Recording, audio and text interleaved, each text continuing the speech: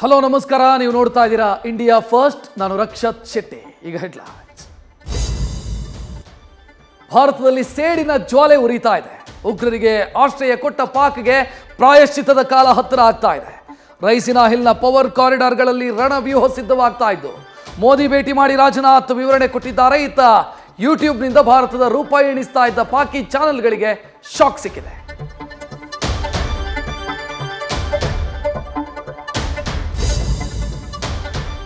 ಬಲೂಚಲ್ಲಿ ಬೀಡು ಬಿಟ್ಟಿದ್ದಂಥ ಪಾಕ್ ಸೇನೆ ಎಲ್ಒಸಿಗೆ ರವಾನೆಯಾಗಿದೆ.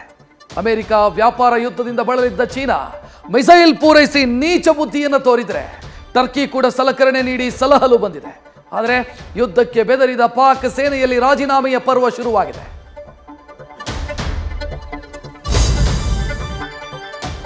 ಪಹಲ್ಗಾಮ್ ನರಮೇಧದ ಕುರಿತು ಎನ್ಐಎ ತನಿಖೆ ಆರಂಭಿಸಿದೆ. ದುರಂತಕ್ಕೆ ಸಾಕ್ಷಿಯಾದವರಿಂದ ಮಾಹಿತಿ ಕಲೆ ಹಾಕಲಾಗಿದೆ. ಭರತ್ ಭೂಷಣ್ ಪತ್ನಿಯ ವಿಚಾರಣೆ ನಡೆಸಿದ ಎನ್ಐಎ ತಂಡ ಕಣಿವೆಯಲ್ಲಿ ಕೃತ್ಯದ ಮರುಸೃಷ್ಟಿ ಮಾಡಲಾಗಿದೆ. ಈ ಮಧ್ಯೆ ಹೆಣಗಳು ಉರುಳೋ ದೃಶ್ಯವೊಂದು ಬೆಚ್ಚಿ ಬೀಳಿಸುವಂತಿದೆ.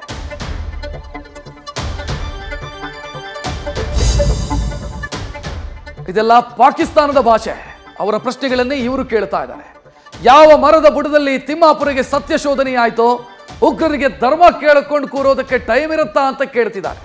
ಕಣ್ಣಿಗೆ ಕಟ್ಟಿದಂಗೆ ಹೇಳಿದ ತಿಮ್ಮಾಪುರ ಮಾತಿಗೆ ಮಂಜುನಾಥ್ ಪತ್ನಿ ಕಣ್ಣಲ್ಲಿ ನೀರು ಹರಿಸಿದೆ.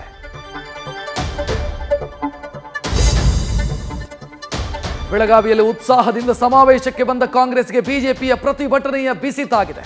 ಇದನ್ನ ಕಂಡ ಸಿಎಂ ಸಿದ್ದರಾಮಯ್ಯ ಉಗ್ರಾವತಾರ ತಾಳಿದ್ದಾರೆ. ವೇದಿಕೆ ಮೇಲೆ ತಾಳ್ಮೆ ಕಳ್ಕೊಂಡ ಸಿದ್ದು ಪೊಲೀಸ್ ಅಧಿಕಾರಿಯ ಮೇಲೆ ಕೈ ಎತ್ತಿದ್ದಾರೆ. ಇತ್ತ ಲಕ್ಷ್ಮಿ ಕೂಡ ಪಟಾಕಿಯಂತೆ ಸಿಡಿದಿದ್ದಾರೆ. ನ್ಯೂಸ್ ಫಸ್ಟ್, ನಿರ್ಭೀತಿಯಿಂದ ನಿಮ್ಮ ಪರವಾಗಿ.